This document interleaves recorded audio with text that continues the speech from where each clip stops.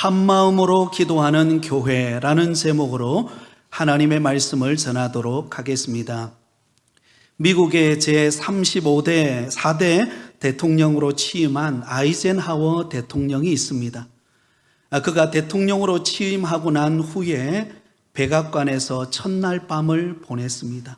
그런데 첫날 밤을 보내는 동안 너무너무 두려웠습니다.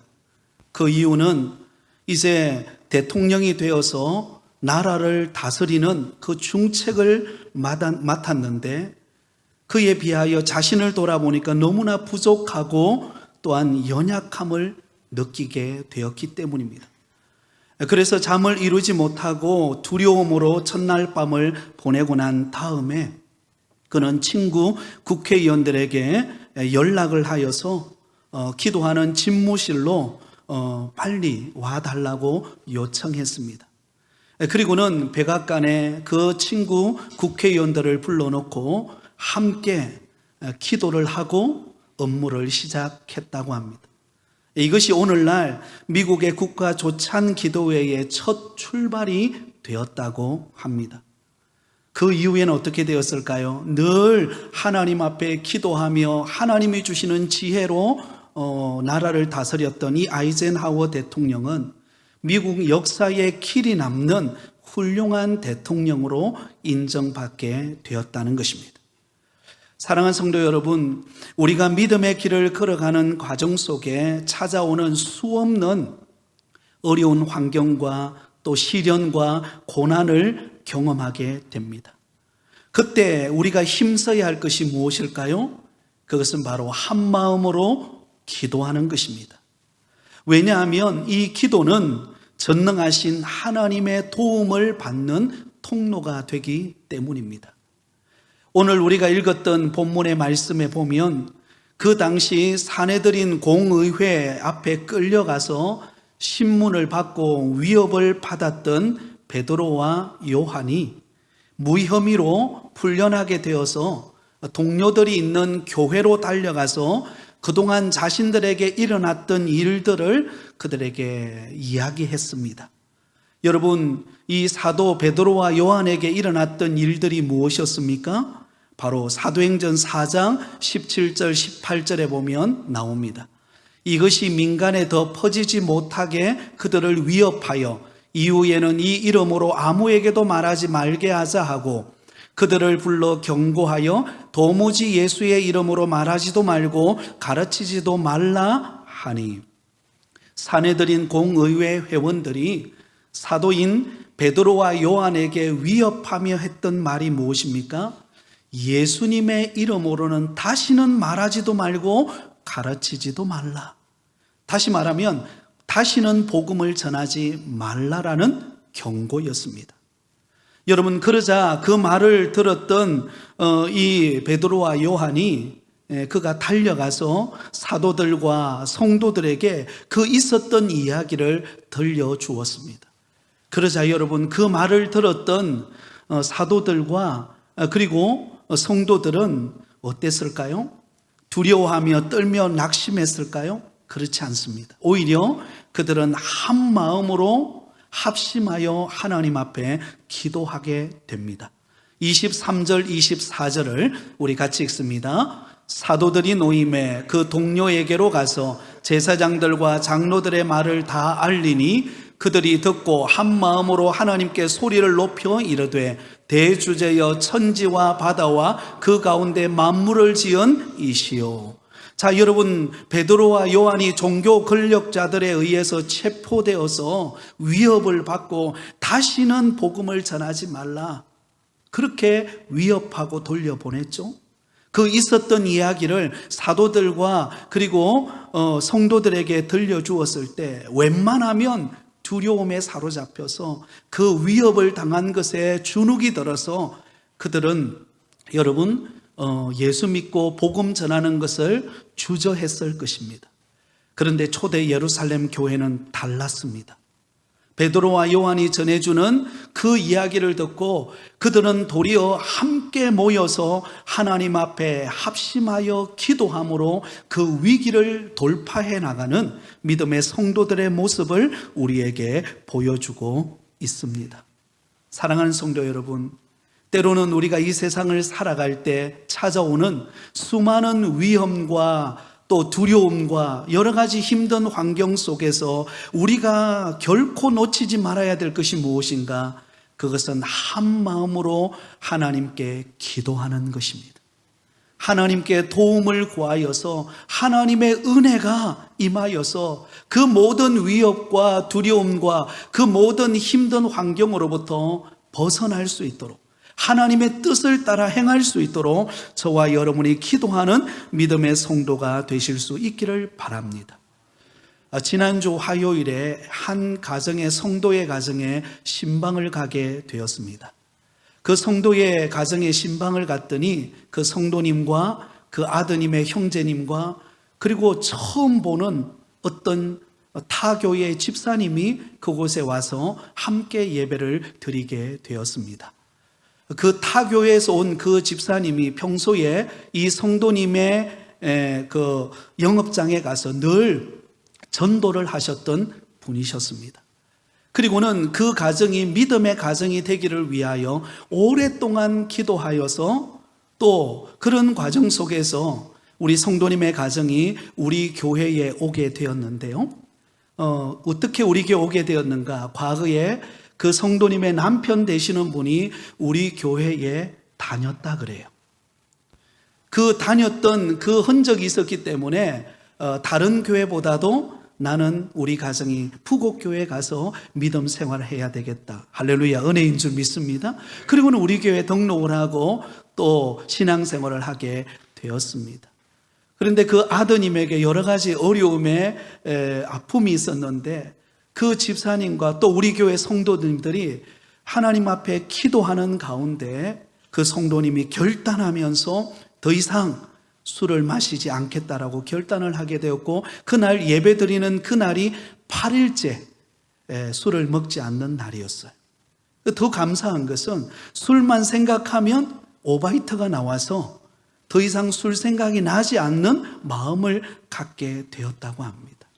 이후에 하나님께서 은혜 주셔서 그 가정에 그 자녀에게 놀라운 하나님의 축복의 문이 열릴 줄 믿습니다. 그래서 제가 예배를 드리면서 그 성도님의 가정에 우리 형제님에게 그 이야기를 했습니다. 이제부터는 좋은 일만 있을 것이다.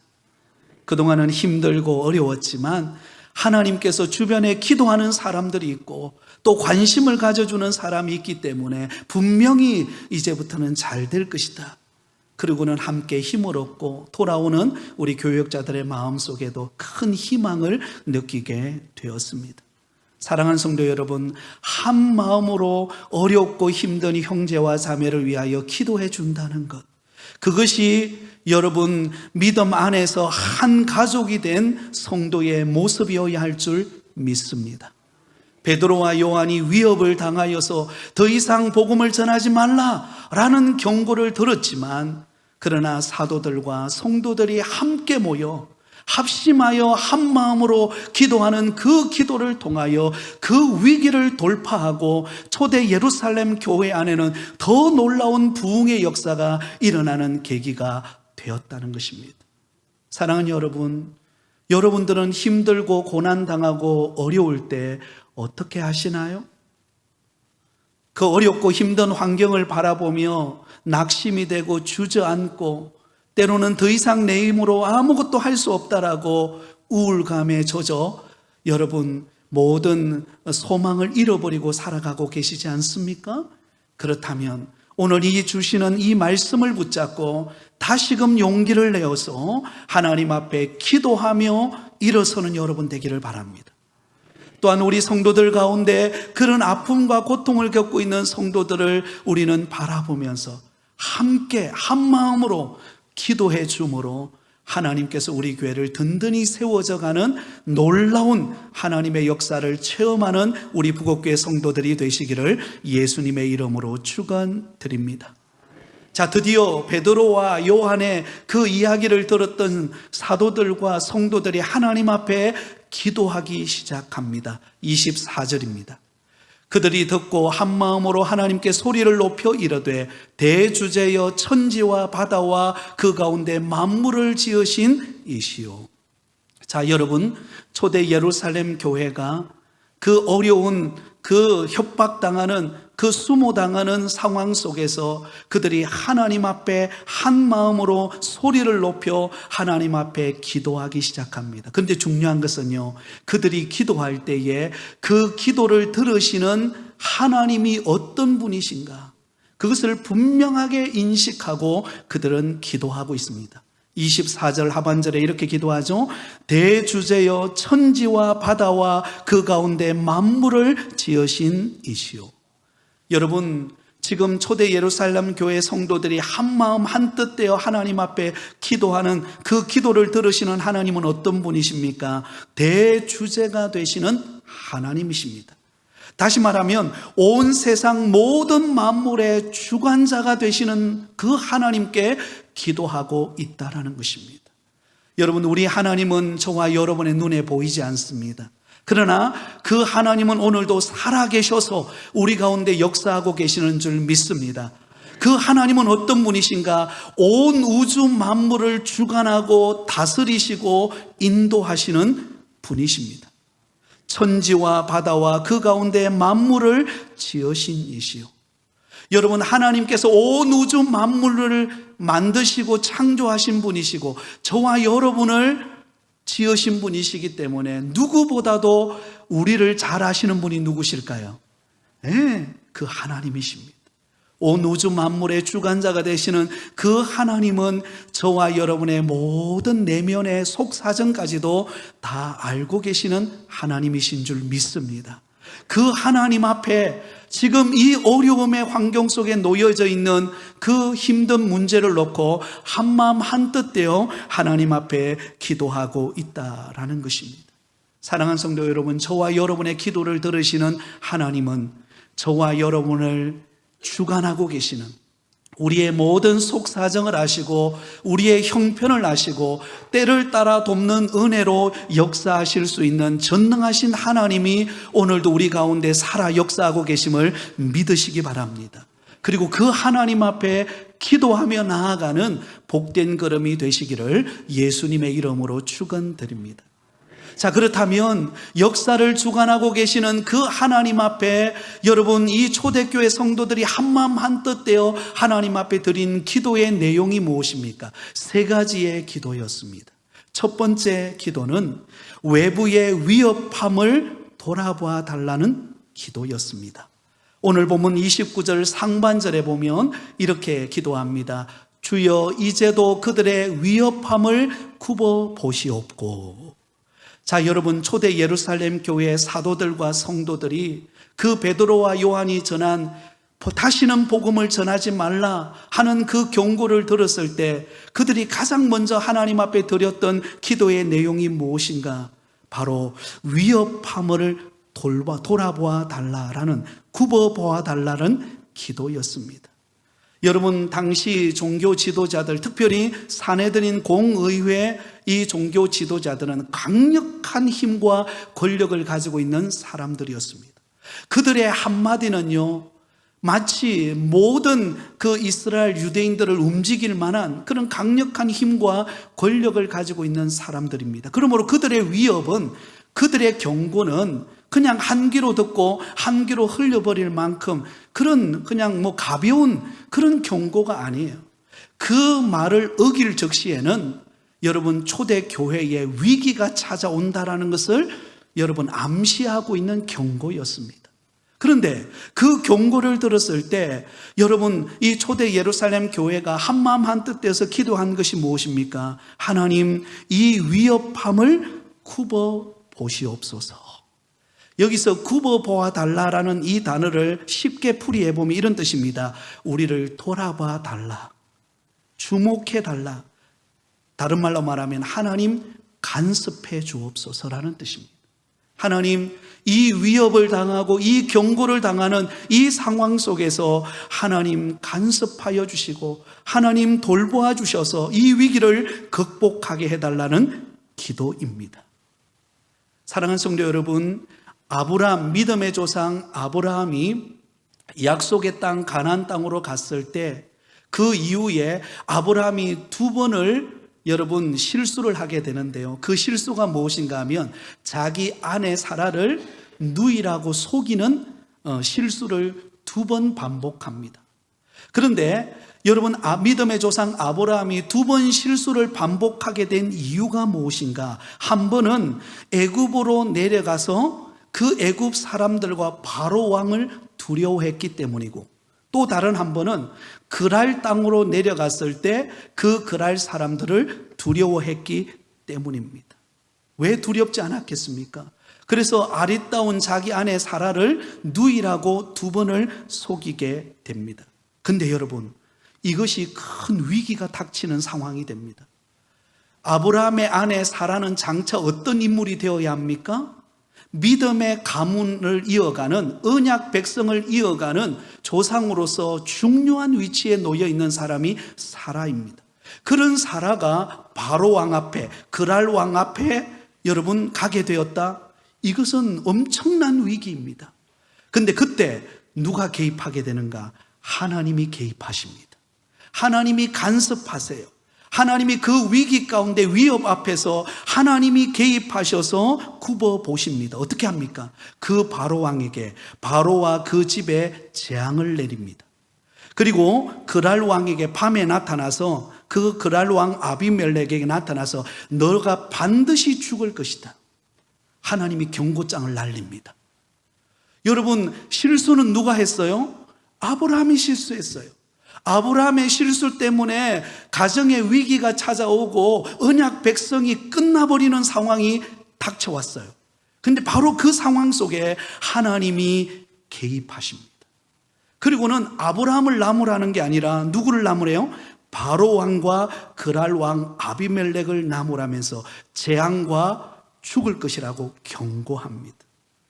사랑하는 성도 여러분, 이것은 하나님께서 아브라함의 가정을 굽어보시는, 하나님이 그 아브라함의 가정을 돌보시는, 간섭하고 계심을 보여주고 있는 것입니다. 그러면 여러분, 우리가 하나님 앞에 위협을 당하고 고난을 겪고 어려움의 환경에 놓였을 때 우리가 하나님 앞에 기도하면 하나님은 어떻게 하시는가? 저와 여러분을 굽어보시는 하나님이신 줄 믿습니다. 하나님이 우리를 돌보세요. 그 위협으로부터 하나님께서 간섭하시기 시작합니다. 여러분, 다니엘이 사자굴에 들어갔을 때 이제는 끝났어요.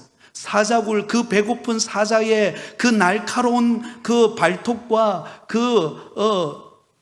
그 발톱에 짓눌려서 그는 죽을 수밖에 없는 상황입니다.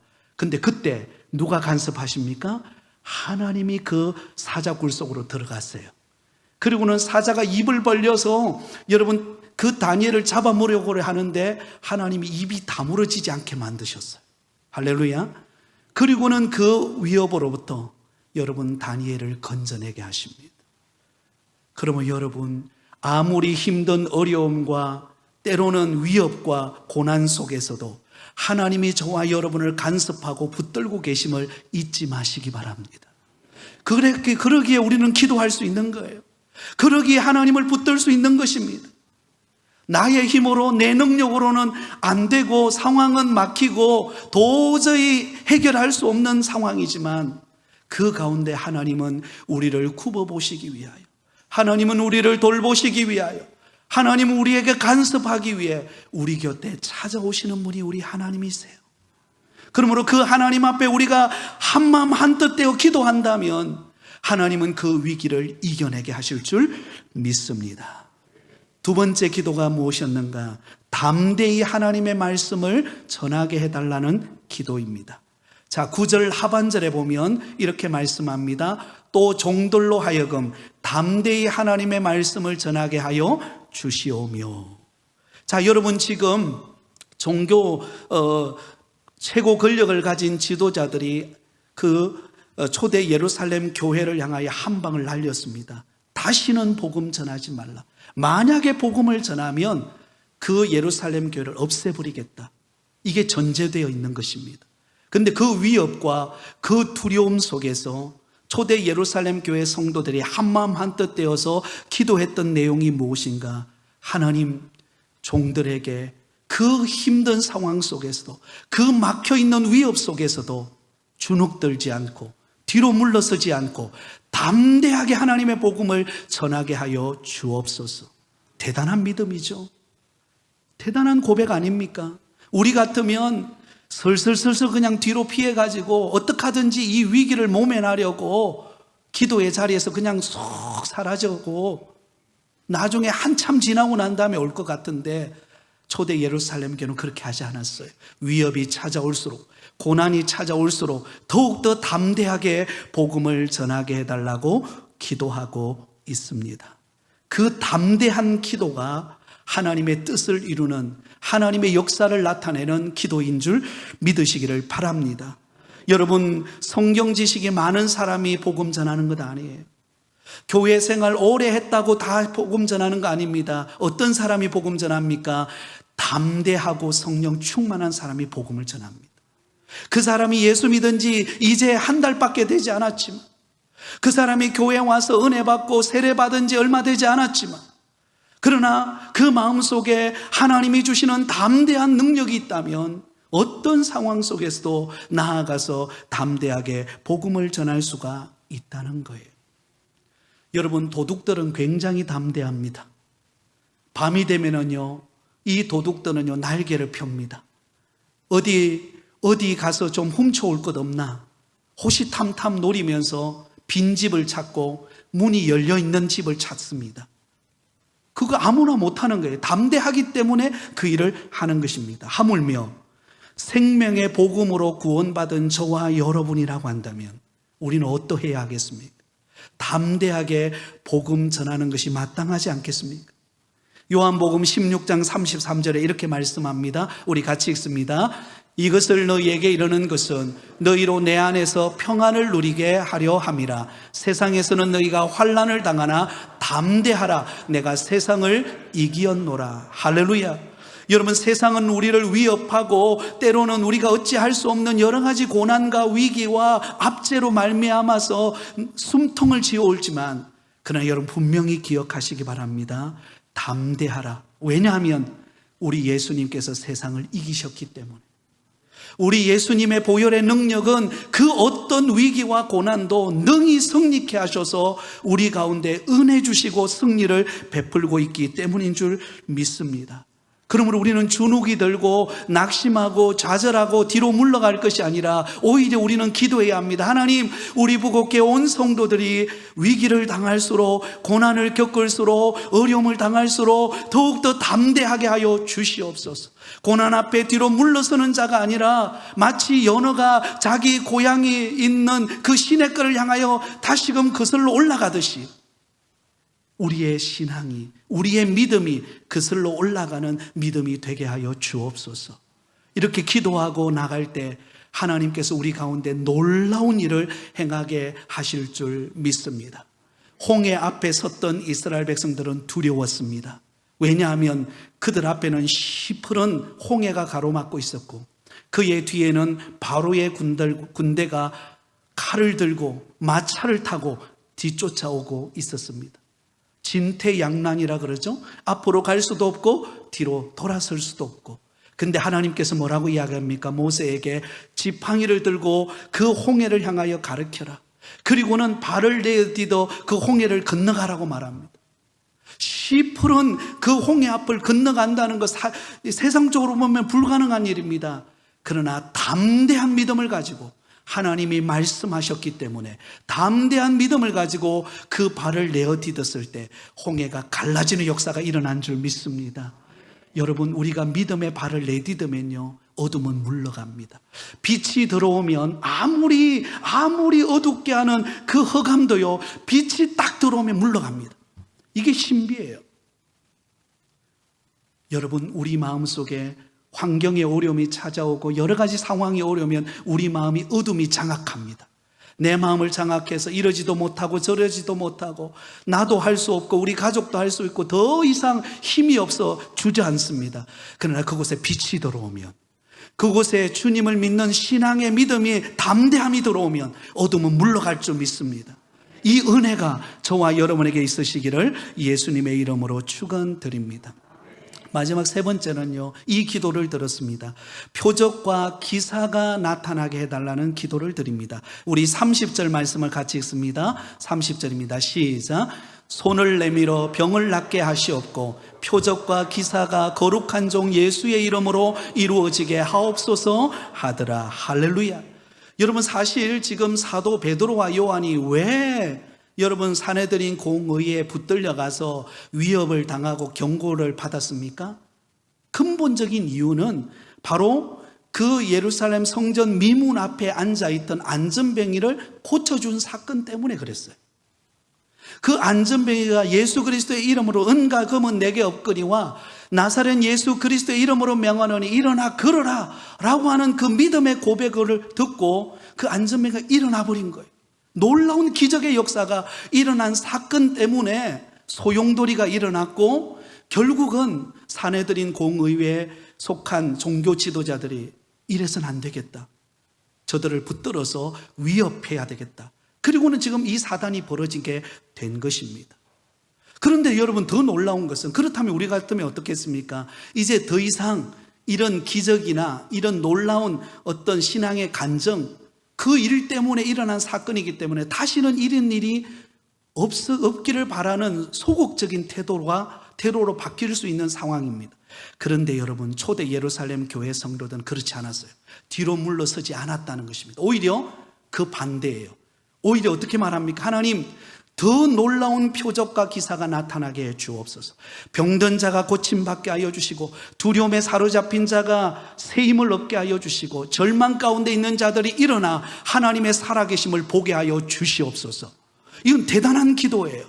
그 놀라운 고백을 하고 있습니다. 여러분, 무엇을 경험했기 때문입니까? 베드로와 요한이 이 안전뱅이를 일으킨 사건으로 말미암아 놀랍게도요 5,000명의 남자 성도 5,000명이 주께로 돌아오는 것을 보았기 때문이에요. 여러분, 베드로와 요한과 초대교회 성도들이 왜 이렇게 표적과 기사가 나타나기를 위하여 기도했는가? 그들의 이름을 알리고 내가 이런 기적을 행하였다, 이걸 알리기 위한 것이 아니라 그들이 행한 그 기적을 통하여서 믿지 않는 영혼들이 남자 장정 5,000명이 예수 믿고 돌아오는 것을 보는 순간, 그렇구나, 하나님, 우리 교회 안에 이러한 표적과 이적들이 더 많이 나타나서 더 많은 예수 믿지 않는 영혼들이 예수 믿고 구원받고 하나님의 자녀가 되게 하여 주옵소서. 그 바람이 있었기 때문에, 그 소원함이 있었기 때문입니다. 그래서 위협과 고난 속에서도 주저하지 않고 그들은 기도했던 것입니다. 하나님, 손을 내밀었을 때 병자가 낫게 하시고 표적과 기사가 나타나서 예수 이름으로 말미암아 어둠이 물러가고 하나님의 놀라운 능력의 역사가 나타나게 하여 주시옵소서. 이게 간증입니다. 이게 신앙의 열매예요. 이런 은혜가 저와 여러분에게 있기를 원합니다. 제가 서두에 한 형제의 가정의 이야기를 했죠. 그 형제의 앞길에 하나님께서 이런 은혜의 문이 열려서 기적 같은 일이 일어나서 앞으로 하나님의 영광을 간증하는 역사가 있기를 예수님의 이름으로 축복합니다. 저와 여러분에게도 그런 일이 일어날 줄 믿습니다. 그러므로 우리는 기도해야 하는 것입니다. 하나님, 우리 부곡교회 안에 이런 놀라운 표적과 기사들이 나타나서 성도들의 가정이 회복되어지고 절망이 떠나가고 어둠이 사슬이 끊어지고 하나님의 능력과 응답과 하나님의 축복의 문이 열리는 것을 경험하게 하여 주시옵소서. 그래서 우리가 모일 때마다 간증이 쏟아지고 하나님께서 이런 역사를 나타내셨다, 하나님께서 우리 교회에 이런 은혜를 베풀어 주셨다, 그런 고백들이 흘러나서 믿지 않는 영혼들이 그 소문을 듣고 주께로 돌아오고 하나님의 나라가 확장되어지는 역사가 있을 줄 믿습니다. 마지막 결론입니다. 그 합심 기도의 결과가 어떨까요? 31절을 읽고 마무리하겠습니다. 우리 31절을 같이 읽습니다. 시작. 빌기를 다하며 모인 곳이 진동하더니 무리가 다 성령이 충만하여 담대히 하나님의 말씀을 전하니라. 할렐루야. 하나님 앞에 간절히 한 마음으로 합심하여 기도하니까요 진동하는 역사가 일어났습니다. 하나님의 능력이 임하는 증거죠. 우리가 한 마음 한 뜻 되어 기도할 때 하나님께서 우리 교회를 진동시킬 줄 믿습니다. 이 금정구를 변화시킬 줄 믿습니다. 그러자 담대하게 성령 충만하여 하나님의 복음이 전파되어서 그 이후에는 말하지 않아도 어떤 일이 일어날까요? 부흥의 불길이 타오르는 역사가 일어난 것입니다. 하나님이 왜 오늘 이 메시지를 저와 여러분에게 전할까요? 우리 교회에도 이런 일이 일어날 것이기 때문입니다.